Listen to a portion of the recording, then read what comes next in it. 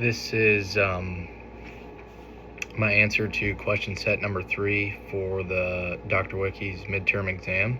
And the question is, what political, social, and legal changes did the French Revolution bring between 1789 and 1791? Discuss specifically the abolition of feudalism and the declaration of the rights of man and the citizen.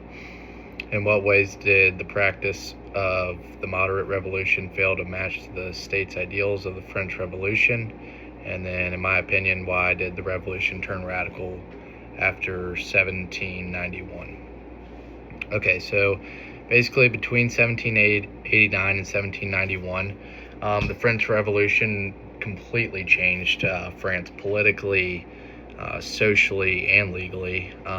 Pretty much in just 2 years, the revolutionaries dismantled the old regime and ended feudal privileges and created a new constitutional government. So pretty much, even though they talked about liberty and equality, the revolution during this kind of moderate phase, it didn't really live up to its expectations at all. And so these tensions, they kind of help explain why the revolution definitely became more radical after 1791. So, one of the first big changes was obviously the abolition of feudalism in August of 1789.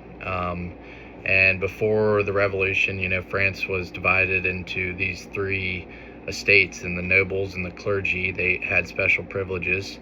And then peasants, the 3rd estate, had to pay, feudal taxes and taxes to their lords. So they were really getting the burden and the bad end of the stick when it came to taxes.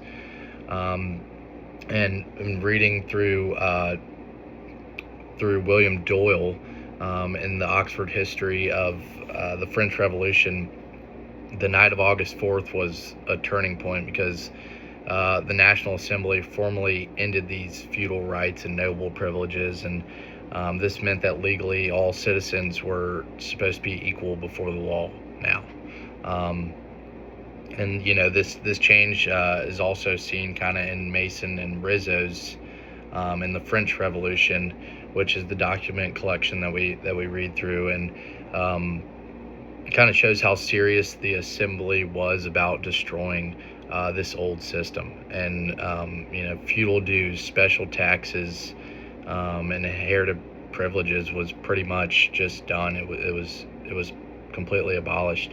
And this was kind of this massive transformation because it ended centuries of inequality towards the poor. And you see it in the movie that we watched in class and then finished up on our own. This was a pretty dramatic and I guess emotional turning point with these nobles giving up privileges and how scared they were of these peasant uprisings and coming in and taking over these places. And the film really, I thought, emphasized how much pressure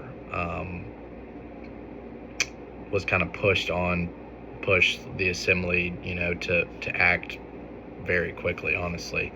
And then kind of the second major change was mentioned in the question as well, which was the declaration of the rights of the man and citizen, passed in August 1789. And this document pretty much laid out the main principles of the revolution. It stated that men are born and remain free and equal in rights.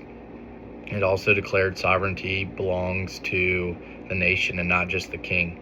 And Mason and Rizzo's collection on the French Revolution, we kind of see how declaration protected freedom of speech and freedom of religion and property rights. And it also said that laws should represent the general will, pretty much. This was a major shift from absolute monarchy, and instead of the king holding all the power and divine right, power has now come to the nation. It's come to the people, and you see that a little bit when you're reading through Doyle. Kind of explains that the foundation for the new political order. I mean, in the film as well, there's debates where representatives are arguing very passionately about these rights. They want to see change, and showing that the revolution was not just about, it wasn't just about violence, and it wasn't just about ideas. It was about change. And so pretty much politically, France became a constitutional monarchy in 1791, and the Constitution of 1791, it limited the king's powers and created a legislative assembly.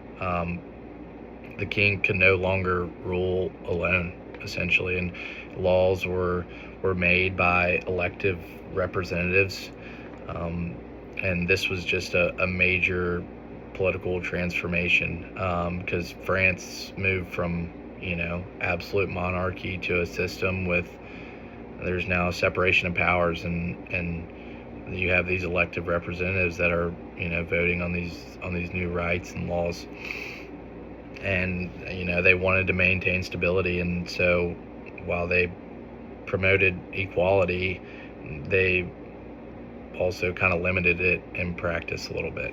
But there was also an issue that kind of came with this, right? So I mean, slavery, it still continued in French colonies pretty much during this period, and it completely contradicted the universal language of rights. And so while the revolution changed the legal system and removed noble privilege, it didn't create full social equality.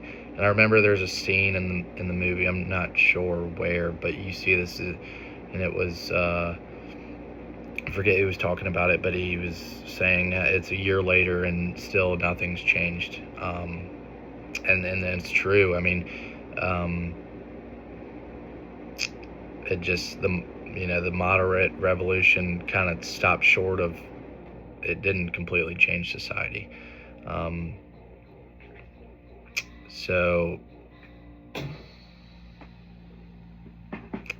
Yeah, I mean, this explains why the revolution became more radical after 1791. There was growing distrust of the monarchy. France was about to face war with Austria and Prussia. War increased pretty much fear in these people, and David Bell talks about it in the first Total War, and he is arguing that the revolution created a new kind of political energy and mobilized the entire nation.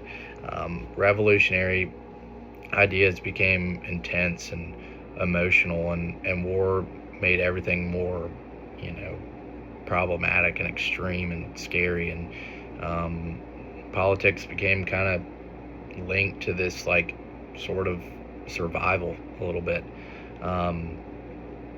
So I mean, in conclusion, between 1789 and 1791, the revolution, it brought a ton of change in France, and the abolition of feudalism ended legal privilege, the Declaration of Rights of Man and Citizen established liberty, equality, and national sovereignty as guiding principles. And then you have the Constitution of 1791, and it limited the king's power and created a new political system with power to the people. And the moderate revolution, though, failed to fully match its ideas.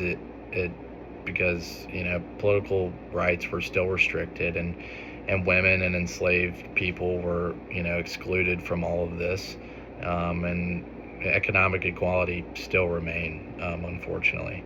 And this just created this distrust of the king, and this fear of counter-revolution, and the pressures of war really just pushed the revolution in a way more radical direction in 1791.